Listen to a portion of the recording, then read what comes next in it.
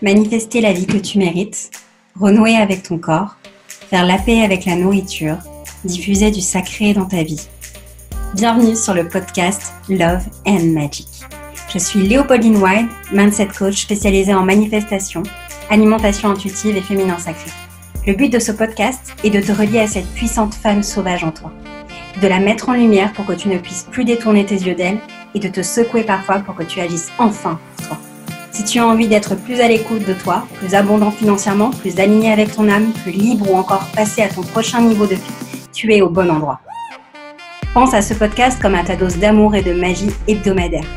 Des outils, des ressources et des enseignements pour être, avoir et faire tout ce que ton cœur désire. On va avoir tellement de fun et de plaisir ensemble. Merci de ton écoute aujourd'hui et commençons. Alors aujourd'hui, je reçois Camille Picazzo, sexothérapeute holistique à influence tantrique et libératrice de notre feu intérieur pour manifester notre plein potentiel et co-créer la vie que l'on souhaite. Bonjour Camille. Salut Léopoldine, j'adore la présentation. Bon, j'avoue que je me suis beaucoup inspirée de ton site qui, je trouve, reflète très bien et résume très bien ce que tu fais. Et justement, j'ai plein de questions à ce sujet. Je suis sûre que je ne suis pas la seule à me poser ces questions-là.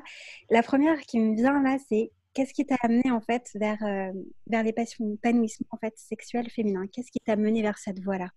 Ouais. C'est vrai que c'est la question qu'on me pose tout le temps. Mais c'est ok. Pour moi, le sexe a toujours été un peu difficile, tu vois, mais sans vraiment le savoir. C'est juste que c'était un peu une zone d'ombre. Je me sentais coupée de mon sexe, coupée de mes émotions. Je me sentais pas femme, je me sentais fille, tu vois. Et puis j'avais toujours l'impression de pas être jolie, de pas être désirable. Et du coup, voilà, il y avait ça d'un côté. De l'autre côté, il y avait un peu un sorte de poids familial du viol. J'avais l'impression, en fait, qu'il m'était arrivé quelque chose, alors qu'en même temps, je savais qu'il m'était rien arrivé. Toutes ces choses mises bout à bout, c'était présent. Quand j'ai fait ma formation de naturopathie, mes premières clientes avaient toutes de l'endométriose et toutes une problématique de violence sexuelle, violence physique. Et là, je me suis dit, bon, ma cocotte, il va peut-être falloir que tu regardes les choses en face. Et j'ai commencé à faire donc cette formation en sexothérapie avec influence du Tao et du Tantra. Et là, en fait, je me suis un peu pris le mur dans le visage, quoi, on va dire. Tout d'un coup, je me suis rendu compte qu'en effet, j'avais réellement un problème. Que oui, je portais des traumas dans mon système, des traumas de mon histoire, mais aussi de l'histoire familiale, des choses qui s'étaient passées en transgénérationnel. Et puis voilà, mais en fait, ça a été... je suis très intuitive et ça a plutôt été, tu vois, des signes ou une guidance qui a été faite. Ça s'est pas fait de manière très consciente, quoi. La vie m'a mise là, en gros. C'est merveilleux de voir qu'en fait, tu as eu ces signes de la vie et que ça t'a conduit en fait à ça aujourd'hui. Comme des clins d'œil entre guillemets et en même temps, voilà, des choses qui se sont mises sur ton chemin pour pouvoir aller, toi, chercher des réponses. Et justement, ça m'intriguait en fait dans ta présentation, le côté manifestation en fait, parce que finalement, enfin, ces signes, le fait que la vie t'ait mise là, c'est un peu aussi manifester quelque chose, que ce soit inconscient ou conscient. J'aimerais bien explorer un peu plus cette question-là avec toi, si tu le permets. Qu'est-ce que tu entends par manifester, par exemple, justement, son plein potentiel à travers cette libération justement de soi, de son fait intérieur, de l'épanouissement sexuel? Dis-nous-en un peu plus. Alors ça, c'est très lié au tantra. Le tantra, il y a 1000 manières de le définir, 1000 manières d'expliquer. Pour moi, une des manières principales, c'est de dire que on a tous ce potentiel, on a tous cette force, ce côté divin, cette énergie de vie, mais qu'en fait, eh bien, en grandissant avec nos expériences de vie, par l'éducation, avec la société, la religion, tout ce que tu veux, on se coupe de parties de nous. Tu vois, on met un cadre petit à petit et on diminue notre potentiel. Ou on se met des masques, tu vois, le masque de l'ego, le masque sociétal, tout ce que tu veux. Et bien, le tantra, c'est défaire ces masques, c'est enlever les couches de l'oignon, rouvrir le cadre pour permettre d'atteindre son plein potentiel. Voilà, c'est comme ça que je l'expliquerai. Est-ce que manifester en ayant des orgasmes, par exemple, ou en ayant une vie sexuelle épanouie, c'est possible et comment tu le perçois en fait? Comment est-ce que tu le présentes aux personnes que tu suis? Alors là, j'imagine que tu as dû voir les posts de Livia Quero qui en parlait. Mais, en partie, oui. Ouais. Livia, en fait, elle est en train de faire la formation que j'ai faite moi l'an dernier. Donc on a les mêmes sources. Et en l'occurrence, c'est Leila Martin qui en parle. Et Leila Martin était une des étudiantes de Margot Anand, qui est un grand nom dans le tantra et qui est française en plus de ça. Et Margot Anand, ce qu'elle a expliqué, c'est que pour manifester quelque chose, il faut être au niveau, alors je le traduis avec mes mots, hein, je ne dis pas qu'elle a exactement dit ça, il faut être au niveau vibratoire de la chose que tu veux manifester. Par exemple, je veux manifester l'amour de ma vie, mon futur mari, le futur père de mes enfants, tu vois, c'est quelque chose qui me met en joie, qui me fait plaisir. Et en même temps, je suis célibataire et j'habite dans un petit studio sombre et je suis malheureuse. C'est très dur de manifester le partenaire parfait, entre guillemets, mais plutôt cette vision idéale de la vie quand toi, ton quotidien est aussi loin, en fait, en termes de vibration, en termes d'énergie. Donc, ce qui va être important de faire, ça va être de monter tes vibrations au niveau de ce que tu veux manifester. Et en l'occurrence, Livia, c'est la reine pour ça. Mais en fait, par exemple, si tu veux être riche, si tu veux réussir dans ton business, il faut t'entourer de gens qui sont riches, qui réussissent dans ton business. Il faut aller dans des hôtels peut-être luxueux, tu vois, juste pour boire un café. Un café, ce sera guère plus cher dans un hôtel luxueux que dans le PMU du coin. Et en fait, la manifestation par les orgasmes, c'est exactement ça. Quand on fait du sexe, quand on fait l'amour, quand on se fait l'amour aussi à soi-même, qu'on se masturbe et qu'on a du plaisir et qu'on arrive à l'orgasme, on est dans un état de conscience modifié. Il y a plusieurs types d'orgasmes quand même. Il y a, on va dire, l'orgasme qu'on connaît toutes et tous aujourd'hui, le truc assez en pic, assez rapide, qui redescend très vite. Ouais. En tantra, on travaille plutôt sur des états orgasmiques, donc des choses qui durent plus sur la longueur. Il y a moins ce pic, c'est plus des vagues ou des petites collines, tu vois, qui peuvent s'enchaîner les unes après les autres. Ultra intéressant. Oui. Et bref, et du coup, voilà, d'utiliser cet état de conscience modifié, ces vibrations plus hautes, ces énergies plus hautes, ces émotions plus hautes que tu as pendant un orgasme, en projetant ta vision. Alors en fait, l'idée, ce serait de se masturber, d'avoir une vision de ce que tu veux. Par exemple, voilà, je reprends mon image de tout à l'heure, le partenaire idéal, et ben, comment est-ce que j'aimerais qu'il soit, comment est-ce que je me sentirais avec lui, qu'est-ce qu'on ferait ensemble. Voilà, ça c'est ma vision. Je me masturbe et quand j'arrive à l'orgasme, j'envoie cette vision dans l'univers et j'imagine que c'est déjà réalisé. Waouh. C'est ce qu'on appelle le sexe magique. Ah, j'adore le nom en plus, sex magic. Ok, non mais c'est vraiment ça finalement, c'est l'alliance de la manifestation et finalement du plaisir, mais pas un plaisir en pic comme tu le dis, mais plus en vague en fait, c'est ça, hein, si j'ai bien compris. C'est ok que ce soit un plaisir en pic, c'est plutôt l'idée d'associer des hautes émotions, des hautes vibrations. Ça parle peut-être pas forcément d'ailleurs, mais on a tous eu ces moments où notre vie, on avait l'impression qu'elle était parfaite. On était hyper heureux, hyper heureuse et hyper épanouie. Tu as l'impression que le monde est à tes pieds et que tu peux faire tout ce que tu veux. C'est ce genre d'état qu'il faut atteindre. Cette confiance intérieure, cette joie, ce chant de « je peux faire ce que je veux quand je veux, où je veux ». Et c'est ça qu'on recherche en fait. L'orgasme, c'est un moyen d'atteindre ça. Mais c'est pas le seul d'ailleurs. Non, c'est vrai. Je pense qu'on pourrait faire un podcast littéralement dessus. Mais je t'ai invitée aussi aujourd'hui pour pouvoir parler. Alors, on a déjà fait en fait ensemble une interview. Tu m'as interviewée en fait. D'ailleurs, je vous invite à aller voir du coup sur sa chaîne YouTube, sur la chaîne de Camille. Donc, je crois qu'il s'appelle Camille Picasso aussi. Oui, Camille Picasso, PICAZO, c'est facile. Voilà.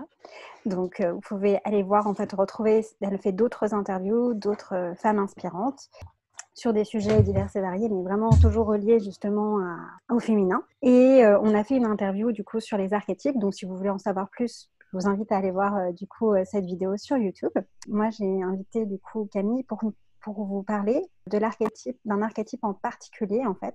Donc, une facette de nous à laquelle on peut se connecter pour aller un peu plus rapidement, on va dire, à travers ça. Et cet archétype, c'est l'archétype de l'amante. Je pense que c'est un sujet qui est au cœur de ce que peut émaner au niveau vibratoire Camille. En tout cas, moi, ça me parle. Je ressens vraiment cet archétype en elle, en tout cas. Ça vibre dans ce que je ressens. Et je pense que si elle a accepté cette interview aujourd'hui, c'est aussi parce que ça doit lui parler. Et justement, quand je t'en parle, Camille, quand on te parle de l'archétype de l'amante, qu'est-ce que ça évoque pour toi ? De prime abord, pas grand-chose parce que l'archétype, les archétypes, je les ai découverts avec toi. Je connaissais de loin, mais c'était assez flou, assez nébuleux. Et en fait, quand tu m'as parlé de l'archétype de l'amante, j'ai réfléchi et il y avait deux idées qui me venaient. Et c'était d'un côté la vision de la Vénus et de l'autre côté, c'était la vision de Marie-Madeleine. Alors je me suis dit, mais est-ce que ça fait sens? J'ai fait mes petites recherches, je me suis rendu compte que carrément, j'étais en pile poil dans le sujet. Et voilà, et ça, c'est deux images qui, moi, me plaisent énormément. La Vénus de Botticelli, ou alors toutes les Vénus qui ont été faites après de manière plus moderne, ou plus artistique, comment dire, plus graphiste. Je sais pas si on peut dire ça, mais bref, tu m'as compris. Oui. Je trouve qu'elle est... Alors peut-être qu'on en parlera plus après, mais pour moi, il y a une beauté tellement pure qui émane d'elle, et puis un petit côté aussi joueur, séductrice. Et de l'autre côté, Marie-Madeleine, j'ai pas eu d'éducation religieuse, donc pour moi, j'ai pas eu Marie la prostituée. Mais par contre, j'ai grandi dans le sud et on est juste à côté de la grotte de Marie-Madeleine. Et quand je vais dans cette grotte, il se passe quelque chose, clairement. Et pour moi, Marie-Madeleine, c'est cette énergie d'amour divin, tellement pure, mais qui transcende tout, en fait. Elle est très très belle, c'est une image qui me touche énormément. Ouais. Ça me touche dans le cœur, quoi. Ouais, ouais. Ah oui, ça se sent. Et donc, qui te parle pour cet archétype-là en particulier. Ouais, les deux me parlent parce que je pense que si j'en choisissais qu'une seule, ce serait incomplet, en fait. Un peu comme les faces d'une seule pièce. Exactement. D'accord. Ouais. C'est beau ça. C'est une très belle image de l'archétype et c'est en toi ce que ça signifie et ce que ça évoque, à la fois la Vénus plus jeune fille, je dirais, ça me fait penser du coup un peu à l'archétype de la jeune fille à travers la menthe, qui est un peu pure, etc., qui a été représentée, parce que c'est vrai qu'on voit souvent la naissance de Vénus, du coup, dans les représentations. Et puis, du coup, cet aspect plus femme, plus assumé, à travers Marie-Madeleine, en tout cas moi, c'est ce qu'elle m'évoque quand tu en parles aussi, effectivement, d'amour inconditionnel. Il y a vraiment cette notion d'amour énorme venant de Marie-Madeleine qui, à travers la menthe, du coup, c'est ces deux merveilleuses représentations de l'amour finalement aussi à travers la menthe dont tu parles. Tout à fait. Et de prime abord, tu vois, alors je suis novice dans les archétypes, donc peut-être que je vais dire une bêtise, mais enfin, je pense que c'est ok. Oui, tout à fait. Pour moi, la menthe, quand tu m'en as parlé, je voyais que le côté sexuel. La définition, on va dire, théorique, il n'y avait que le côté sexuel. Alors que pour moi, la menthe, il y avait aussi le côté maternel et innocent de la jeune fille d'une certaine manière, parce qu'on peut être amante avec l'autre, mais on est avant tout amante avec soi, et être amante, c'est être sensuel avant d'être sexuel. Mais tout à fait. En fait, il ne faut pas se limiter. De toute façon, on n'est pas qu'une seule facette. Et je pense que c'est aussi important de le comprendre comme tu le soulignes, en fait. Et ça, c'est génial. On n'est pas qu'une seule facette. On est mille et une facettes, en fait. On ne peut pas se retrouver dans une seule case. Et donc, oui, forcément, peut-être que l'amante, comme tu le dis, ça va mener à d'autres archétypes en teinte de fond, en fait. Et c'est OK. Donc, tout à fait. Enfin, c'est beau. C'est beau que tu le soulignes et je trouve ça vraiment génial de pouvoir le mettre en avant, en fait. Il n'y a pas de mauvaise ou de vision erronée, en fait. Ça fait penser à quelque chose d'ailleurs. Tu vois, dans une séance avec une cliente, on travaillait sur la femme sexuelle, donc ça peut être un archétype aussi.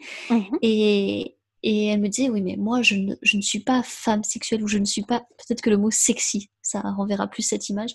Elle ne se voyait pas avec ça, parce que pour elle, une femme sexy, elle portait des talons, elle mettait de la lingerie fine, elle mettait du rouge à lèvres bien rouge, on va dire. Alors qu'en fait, ça, c'est... on va dire la définition textbook, quoi, la définition très théorique. Mais en fait, toi, quelle est ta définition du sexy ou de la femme sexuelle? Alors, dis-moi si c'est faux, hein, mais j'ai l'impression que les archétypes, c'est un peu la même chose. Il y a la vision générale, la vision de la société, et peut-être la vision que tu te fais toi et qui te correspond plus, du coup, vu qu'elle est personnelle. C'est exactement ça, en fait. Et c'est justement le principe que je te pose cette question, c'est qu'est-ce que tu évoques pour toi l'archétype de la menthe, en fait, c'est qu'est-ce qu'il évoque pour toi, Camille Picazzo. Et pour tout simplement les femmes qui écouteront ce podcast, peut-être qu'il évoquera autre chose, peut-être qu'il évoquera justement plus une femme sexy avec des lèvres rouges et des talons hauts, et peut-être plus un côté, je sais pas moi, pour moi, chez moi par exemple, c'est Lilith, la déesse Lilith, donc très sexuelle, très pleine de puissance et aussi d'indépendance en fait à travers sa sexualité. Chacune aura un...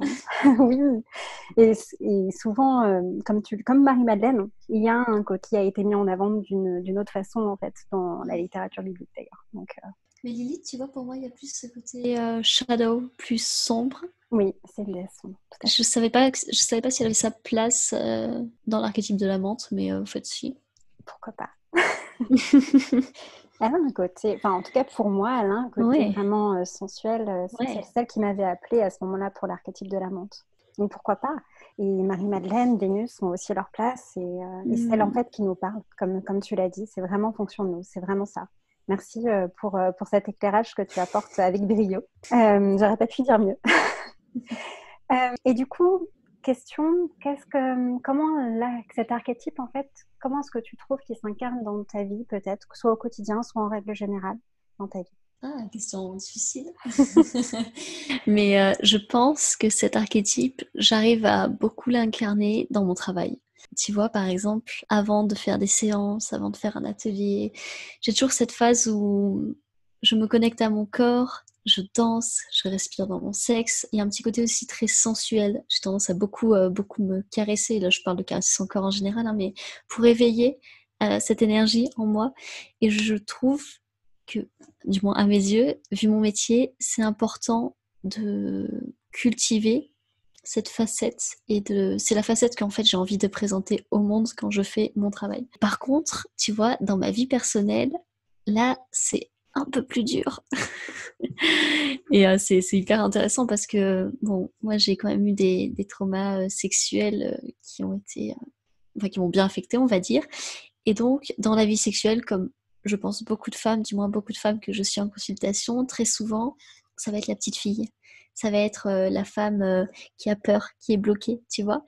Et c'est arrivé des fois où, en fait, je faisais très attention, je me reconnectais à ma petite fille, à la victime, à toutes les parts de moi qui étaient blessées, je prenais soin d'elle, je les mettais dans un coin et je disais, ok, maintenant je peux reconnecter à la déesse et du coup à l'amante, et je peux faire l'amour en étant connectée à la déesse et à l'amante. Et alors là, mais c'était incroyable en termes de sensations et de connexion avec mon partenaire. C'est un travail qui est extrêmement important en fait. Du coup, ça me parle le fait que tu dises que finalement incarner l'amante, c'est aussi se connecter à plus grand que soi, même dans sa sexualité, quelque part. Et c'est un travail qui peut se faire, qui s'appréhende facilement. Parce que je ne sais pas si les personnes qui nous écouteront seront peut-être sensibles à ça ou pas. Comment est-ce que, du coup, tu l'appréhendes quand tu n'as jamais fait ça, en fait? C'est surtout ça. Oui, c'est ça ma question.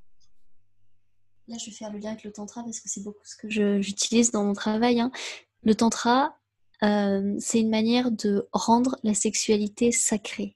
Et le sexe, c'est plus quelque chose que tu fais comme ça, entre deux portes, quand tu as 5 minutes. Non, il y a toute une préparation intérieure, extérieure. Et du coup, ça pourrait très bien s'imbriquer dans cette préparation. Avant de faire l'amour, on se pose avec mon partenaire, ou je me pose, avant de me faire l'amour, je me pose toute seule. Je fais peut-être quelques respirations dans mon corps. Puis je vais appeler cet archétype, je vais appeler cette image, la déesse, la femme sexuelle, l'image qui parle à la personne. Et c'est juste poser l'intention.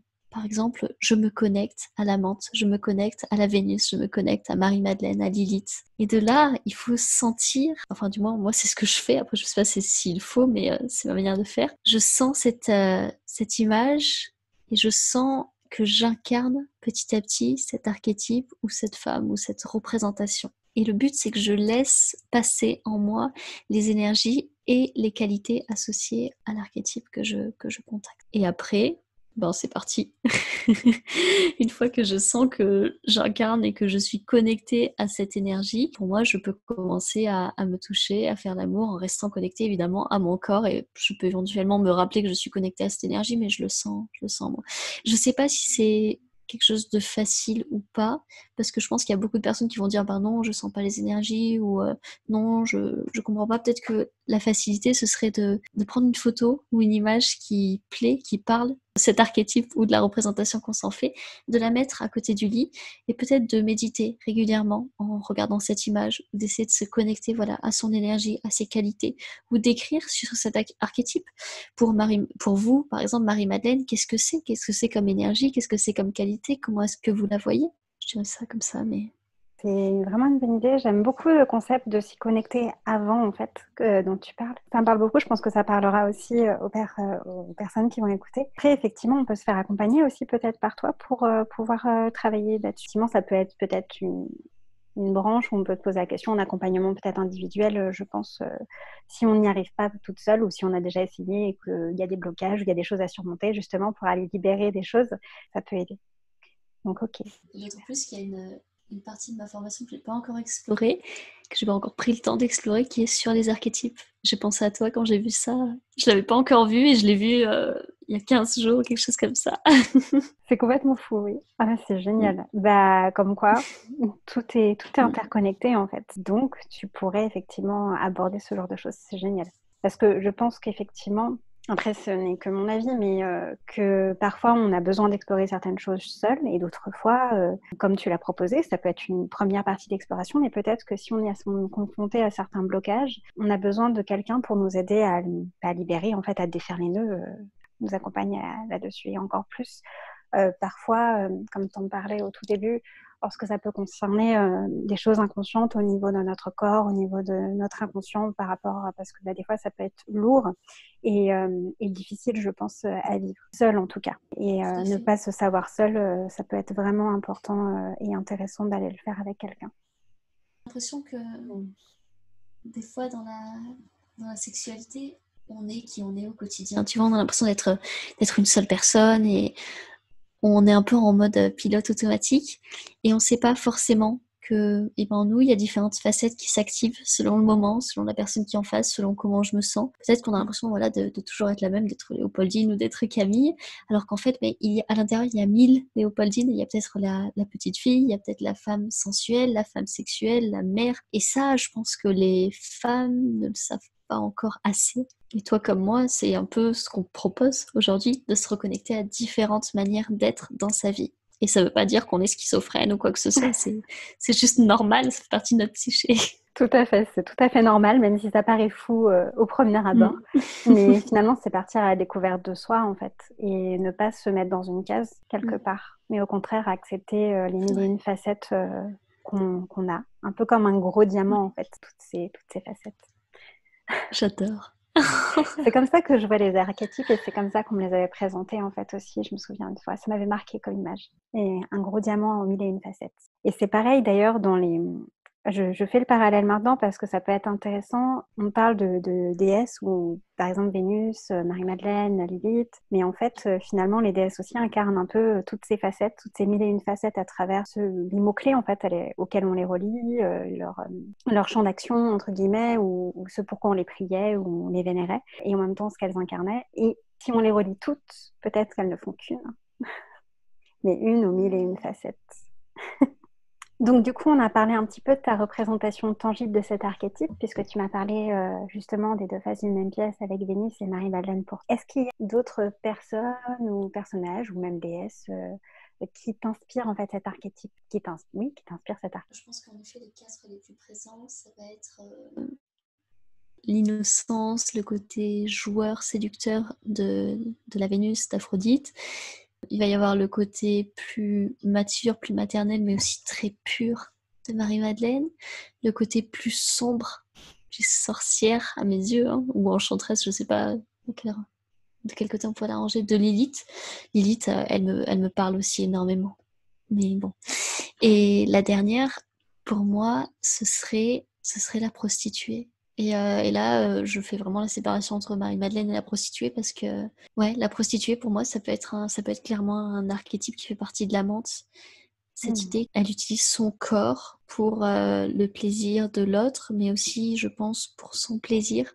Et alors, je verrais peut-être plus la prostituée sacrée. Alors, honnêtement, j'y connais absolument rien. Là, je te dis des choses que je ressens et que je pense et tout ça, mais je sais pas si s'il y a des gens qui ont écrit sur ça, s'il y a une théorie, s'il y a un enseignement ou je sais pas quoi, mais ouais, la partie purement sexuelle, cette femme libérée qui est connectée à son sexe et qui utilise son sexe pour elle, mais aussi pour l'homme en face, ça me parle assez. C'est un peu comme enfin, je vais pas dire une sous-catégorie parce que quelque part oui, dans le sens où c'est relié comme une branche en fait à l'archétype de l'amante. Je vois ça un peu comme ça dans ce que tu dis. Ça me parle parce que ça fait partie finalement de l'archétype de l'amante. C'est surtout important, je pense, de le relier et que tu le mettes en mots aujourd'hui par rapport à cet archétype parce que ça pourrait parler à d'autres et que c'est important de ne pas le dissocier, même si peut-être au premier abord, pour certaines personnes, ça ne parlera pas du tout. Qu'on mettra peut-être du temps ou peut-être pas. Pour certaines, d'autres, ce sera pas, voilà, on ne s'y connectera pas et ce sera ok. De peut-être pas le mettre totalement de côté non plus et de voir comment on le perçoit en tout cas et de peut-être s'interroger, se poser la question. Je trouve que cette dimension, de l'archétype de l'amante est vachement intéressante parce que dans notre société, quand on parle de pute, de putain, de prostituée, tout de suite c'est waouh, c'est sale, on voit le bois de Boulogne, on voit la prostitution avec une forme d'esclavagisme du corps de la femme, tu vois. Alors qu'en fait, je pense qu'il y a carrément une autre dimension et ça, à mes yeux, et je pense qu'on est d'accord, il y a les deux côtés à chaque fois. Il y a un côté positif, entre guillemets, il y a le côté plus sombre, plus négatif, le côté plus réprimé. Et peut-être qu'aujourd'hui, dans notre société, la prostituée, on est dans le côté sombre. Mais je crois qu'à l'époque, il y avait des prostituées sacrées dans les temples. Tout à fait. D'accord. Et du coup, là, ce serait peut-être le côté positif de cette facette-là. Mais au final, c'est comme Lilith. Lilith, pour moi, il y a ce côté très sombre, mais pas que. C'était pareil, hein, si je me trompe, tu peux corriger. Mais c'était donc la première femme. Et alors, je ne me rappelle plus exactement l'histoire, mais il y a ce côté aussi très lourd de l'histoire de la femme. Chez Lilith, pour moi, je vois le côté des traumas, des violences, il y a la mort, et il y a aussi, d'une certaine manière, la renaissance. Tout à fait. Elle s'est réinventée en fait. Il y a cette histoire à travers les mythes, que ce soit Marie-Madeleine, Vénus d'ailleurs, ou Lilith, on a des mythes qui nous portent à travers une histoire. Je vais revenir juste sur le côté prostituée. C'est vrai que quand on entend ce mot, c'est vrai que quand tu l'as dit, en toute honnêteté, c'est vrai qu'on a tout de suite une sorte de psyché, enfin d'égrégore en fait qui vient derrière, où on a insufflé de manière négative, bien souvent, alors que comme tu le soulignes, il fut un temps où les prostituées étaient sacrées, et ou en tout cas il y en avait qui étaient sacrées et qui servaient à quelque chose de plus grand en fait. Qu'il y a deux connotations en fait. Il y a celle qu'on y met, l'image qu'on y met aujourd'hui, peut-être qui est largement véhiculée et qui est négative en fait, plutôt sombre. Et puis il y a une autre connotation peut-être qui peut être plus positive. En tout cas, on peut la transformer avec un peu plus de lumière selon la vision peut-être qu'on en a aussi, qu'on choisit d'avoir. Parce que finalement, je pense que c'est un choix et un choix de regard aussi. Un peu comme quand sur Instagram, tu avais parlé du mot vulve. De transformer finalement, j'aime beaucoup en fait, parce que tu mets des mots en lumière qui ont parfois une connotation négative pour aller transformer en fait peut-être notre vision aussi des choses, aller charger peut-être plus d'amour, plus de lumière ces mots-là et qu'on se les réapproprie nous en tant que femmes. Donc c'est très militant je trouve comme procédé, mais je pense que c'est extrêmement important que ce soit fait aujourd'hui. Je ne sais pas ce que tu en penses et si tu veux développer ça aussi, dis-moi. C'est clair. Pour moi aussi, c'est hyper important. Mais ce qui est important, oui, il y a le travail sur les mots, mais pas que en fait. C'est plutôt toutes les choses qui nous paraissent naturelles et logiques. Enfin, à mes yeux, il faut les remettre en question et se dire, mais pourquoi? Pourquoi est-ce que ça me paraît naturel? Pourquoi est-ce que ça me paraît logique? Est-ce que c'est vraiment le cas? Tu vois, j'étais récemment avec ma meilleure amie et elle me dit, moi, je ne couche pas le premier soir. Je lui dis, ah bon? Mais pourquoi? Elle hésitait un peu, elle savait pas trop. Et elle finit par me dire oui, parce que j'ai besoin de me sentir en confiance. Et ça, c'est ok. Si tu ne couches pas le premier soir parce que tu as besoin de temps et de te sentir en confiance et de savoir que justement tu as besoin de temps pour t'ouvrir, c'est complètement ok. Par contre, si tu ne couches pas le premier soir parce qu'on t'a dit si tu couches le premier soir, tu es une, je suis désolée, je vais encore utiliser ce mot, hein, mais tu es une pute, tu es une salope, ce genre de choses. Là, c'est un peu plus gênant parce que dans ce cas-là, c'est important de se réapproprier cette notion. Donc, c'est tout ça que j'ai envie, moi, de remettre en question. Le sexe avant le mariage, est-ce que c'est vraiment sale? Je dis ça parce qu'on en a parlé avec une cliente. En tant que femme, on porte beaucoup, les hommes aussi sans doute, hein, mais moi, je travaille beaucoup avec les femmes, donc je le vois plus. On porte beaucoup le poids de la société, les injonctions liées à notre histoire, liées à la religion, et beaucoup de honte. Vraiment beaucoup de honte. En anglais, le mot vagina, ce qu'on va traduire par vagin ou vulve éventuellement en français, mais c'est plein de honte. Et même, je me rappelle quand j'utilisais ce mot au début, vulve, pour moi ça faisait sale, tu vois. Et aujourd'hui, il y a un côté un peu clinique, mais malgré tout, je me dis, ouais, une vulve, c'est rose, c'est mignon. Enfin, c'est rose pour moi vu que je suis blanche, mais c'est mignon et voilà, il y a un côté un peu doux et c'est sympa. Mais c'est important de justement de se dire ah ouais, ce mot il mérite, par exemple le mot chatte. Ça a été le dernier en date que j'ai essayé de me réapproprier. Je fais attention à pas trop l'utiliser avec mes clientes parce que si on est en plein process, en pleine méditation et que je lâche le mot chatte, ça risque de causer des problèmes. mais oui, il y a un petit côté un peu vulgaire.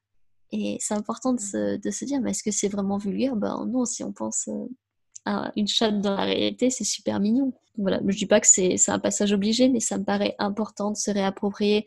On s'est réapproprié plein de droits. Aujourd'hui, je pense qu'un acte féministe et être féministe, dans le sens large du terme, hein, c'est se réapproprier notre corps, la manière dont on appelle notre corps et notre plaisir, surtout. Mais tellement oui, j'ai envie de dire amen. Ouais. Totalement d'accord avec toi. Merci pour ces éclairages, vraiment. Je pense que ça servira à de nombreuses femmes qui vont nous écouter. C'est tellement important en fait ce que tu dis et je pense que ça peut avoir un impact que, comme tu le dis, au-delà des mots, c'est remettre en cause ce qu'on nous a appris, ce qu'on nous a inculqué pour pouvoir penser par soi-même et voir ce qui résonne pour nous, ce qui fait sens pour nous réellement et ce qui s'accorde à nos valeurs. Et c'est la base. C'est la base en fait. Et d'autant plus dans la sexualité, Oui. parce que ça, c'est une image que j'utilise très souvent, c'est l'image du jardin. La sexualité, c'est quelque chose qu'on nous donne, qui se construit au fil des ans, comme tout notre comportement, et ça se construit beaucoup dans notre enfance. Ce qui veut dire que quand on arrive à l'âge adulte ou à l'âge où on peut être sexuel, on a récupéré un cadeau, parfois empoisonné, de notre famille, de l'éducation, de la société. Et il faut faire le tri dans ce qui est, parce que sinon c'est difficile d'avoir une vie sexuelle satisfaisante, à part si tu ne te poses pas du tout de questions et puis tu vas juste avec ce qui est. Mais moi, je pense qu'il faut remettre en question ce qu'on nous a donné, ce qui était considéré comme acquis, et peut-être planter d'autres plantes après dans ce jardin, des choses qui nous correspondent plus. Ne serait-ce que pour créer ce qu'on désire en fait, ce qu'on souhaite. Donc, on part des bases, c'est exactement ce que tu dis. Est-ce que tu aurais certaines pistes à proposer, même si tu en as déjà donné pas mal, je trouve, à travers distiller dans ce podcast, pour pouvoir incarner en fait, selon toi, pour pouvoir l'incarner en fait, cet archétype au quotidien, pour aller le découvrir? Qu'est-ce qui te vient? Quelque chose qui m'a aidé personnellement à mieux voir cet archétype, ça a été de connaître les différentes facettes, d'avoir un peu une base théorique sur laquelle m'appuyer. J'ai écouté un podcast en anglais qui parlait justement de différents archétypes. Donc il y avait Juno et je sais plus, Lalita. Oui, Lalita, c'est ça. Voilà, il y en avait plein d'autres. Et de voir du coup ce qui résonne avec nous. Et c'est en l'occurrence là que je me suis rendu compte que les deux dont je parlais, Vénus, Aphrodite et Marie-Madeleine, c'était celle qui résonnait le plus pour moi. C'était celle qui m'était venue intuitivement, mais ça confirmait. Donc le fait de se renseigner, d'en apprendre un peu plus, toi je pense que tu vas parler de tous ces archétypes, du coup ça va être une bonne manière de les découvrir. Et après, incarner l'amante au quotidien, mais déjà c'est voir où est-ce que l'amante, toi tu as envie de la mettre dans ta vie. Est-ce que pour toi l'amante c'est que dans ta chambre à coucher, c'est que dans la sphère privée qu'avec ton partenaire, ou est-ce que l'amante tu as envie de la sortir dans la rue? Est-ce que l'amante tu as envie qu'elle se voit à travers tes vêtements? Tu vois, quelque chose par exemple que je raconte assez souvent, c'est que moi je propose à mon sexe, je propose à ma chatte justement de choisir les habits. Donc je me connecte à elle, tu vois, et je me mets devant mon placard et je lui dis mais qu'est-ce que tu veux, qu'est-ce qui te plaît? Et je pense que ça c'est une manière de se connecter à l'amante, tu vois, tu pourrais faire le même processus que tout à l'heure, tu te mets comme en méditation, tu te connectes à cette image, à cette amante, à celle qui te parle, puis tu te dis comment est-ce qu'elle s'habillerait? Et peut-être que tout d'un coup tu vas avoir envie, je sais pas, de robe longue, de paillettes, d'un super décolleté ou que sais-je. Ça peut être une manière de l'incarner au quotidien.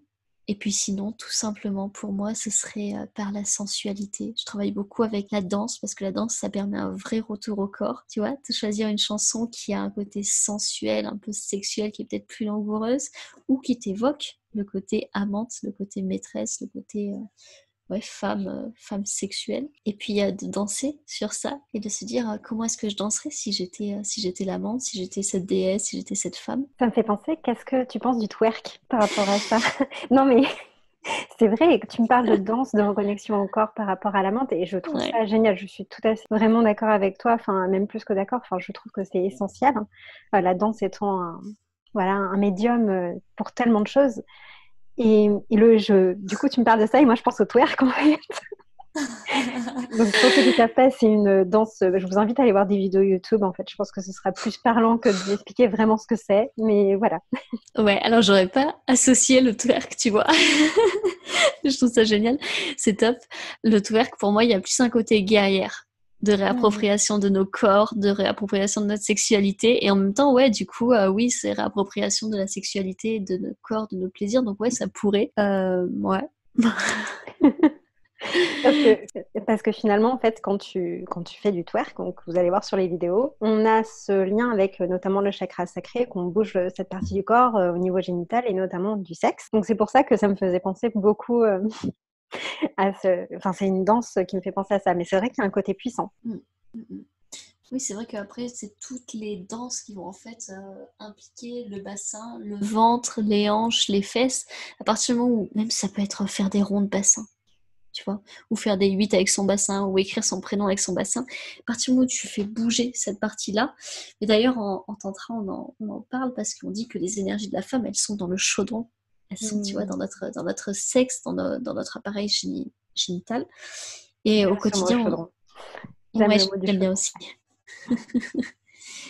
Et au quotidien, nos énergies sont ailleurs, elles sont plutôt dans notre tête, dans le haut de notre corps, parce qu'on est beaucoup dans l'intellect, et de danser, tu vois, ça permet de se reconnecter à sa sexualité, à sa sensualité, à l'archétype, mais aussi de revenir un peu dans son corps de femme. La danse comme connexion à l'archétype de l'amour, c'est puissant. Franchement, je pense, parce que finalement, on intellectualise beaucoup, on a beaucoup parlé d'intellectualisation, mais ça passe par le corps aussi, comme tu le dis, et par l'expérimentation à travers le corps. Ouais, carrément. Carrément, et dans cette société, on est beaucoup dans la tête, dans l'intellectualisation, dans comment justement je vais faire ci, comment je vais faire ça, comment avoir plus de plaisir, comment se sentir une femme sexuelle. En fait, il faut aller dans le dur, quoi.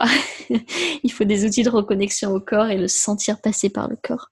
Il n'y a que comme ça que ça s'ouvre. Tout à fait d'accord, je pense que c'est le plus important. Il y a un moment donné, on va chercher tous les livres, on va chercher toutes les théories, on va chercher tout en fait sur le sujet, on va se renseigner, effectivement, on va intellectualiser, on va faire beaucoup marcher le mental. En ce qui concerne notre sexualité et l'archétype, en plus de la menthe, il y a pas 36 solutions. Il faut l'incarner, en fait, il va falloir l'expérimenter, le vivre. Quelque chose qui me vient en plus, c'est l'idée que dans cette société, on en avait déjà parlé toutes les deux, on se scinde beaucoup entre la femme sexuelle et la mère. Et des fois, on a l'impression que être mère, ça nous empêche d'être sexuelle, ou être si je suis sexuelle, je ne peux pas être mère, ou alors si je suis sexuelle, je ne peux pas être aimée. Et en fait, de travailler avec cet archétype de la menthe, eh ben, je trouve que ça refond tout ensemble. Il n'y a plus cette scission qui se fait entre la mère, le sexe, l'amour. En fait, tout est acte d'amour, et c'est juste la manière dont ça va se traduire qui diffère. Je trouve que dans nos sociétés, on a tendance à se couper en petits morceaux, à se scinder, à tout compartimentaliser, tout scinder. Je trouve ça génial d'avoir en fait cet outil qui permet de tout rassembler et de tout pouvoir incarner. Ça donne aussi vachement l'autorisation en fait. Et on en a besoin de cette autorisation, tellement. Ouais, c'est clair. Mais complètement, finalement, c'est ce qui concerne les archétypes. Le fait que tu en aies parlé et que tu aies parlé finalement de rejoindre un peu la jeune fille et la mère à travers l'archétype de l'amante, de rejoindre aussi la prostituée. On n'est pas là pour se morceler, même quand on va partir à la découverte de nos facettes, mais plutôt pour les rassembler et voir le lien qu'elles peuvent avoir entre elles. C'est exactement ça. Tu l'as dit merveilleusement bien, donc non, génial. Merci à toi. J'aimerais beaucoup savoir, et je pense que je ne suis pas la seule aujourd'hui, où est-ce qu'on peut te trouver? Qu'est-ce que tu proposes aujourd'hui pour pouvoir être accompagnée justement sur ce chemin? Alors, pour me trouver, le plus simple, c'est Instagram. Honnêtement, c'est là que je suis le plus active, que je mets le plus d'énergie et j'y prends beaucoup de plaisir en plus. Pour me trouver, mon compte, c'est Camille PCZ, facile. Pour travailler avec moi, actuellement, je propose là que du travail en individuel. Donc, c'est un accompagnement qui se fait sur 3 mois et qui va permettre d'aller creuser, de sortir les blocages inconscients, les croyances, les choses dont on a hérité et qu'on ne veut pas forcément, pour pouvoir installer, entre guillemets, on prend l'ancienne disquette, on prend l'ancien programme, on efface ce qui va plus et on met un nouveau programme. On fait la mise à jour en fait du système pour pouvoir justement atteindre ses potentiels. C'est dans la vie sexuelle, mais pas que. J'ai travaillé avec des femmes qui étaient entrepreneurs ou des femmes qui avaient des problématiques sur le rapport à l'argent ou le rapport avec leur puissance ou des problèmes de couple.